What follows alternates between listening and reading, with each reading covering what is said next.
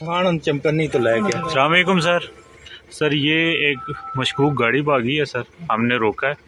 ये एक शख्स है। भाई आपका क्या नाम है? इंतज़ार हुसैन साहब हैं। ये इनकी आंखें बंदी हुई थी, मुंह पे मास्क चढ़ा हुआ था और इनकी ये कंडीशन है, हाथ पैर बांधे हुए हैं। कितने बंदे थे भाई जो इन्हें छोड़ के भागे हैं? आपको कोई आइडिया है आपको? बंदे पता नहीं कितने नस्ल नहीं पता। कहाँ से लेके आए हैं? कब से ट्रैवल कर रहे हो? सर काफी देर हो गई है सर।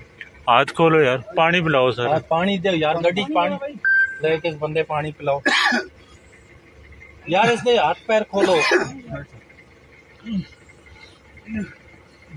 बस पानी पिलाते हैं आप। जरा मुझे बताइए वो क्या है, हमें तो रिलैक्स हो जाए। अभी आप आ गए हैं हमारे पास, आप हमारे भाई हैं, तो पता नहीं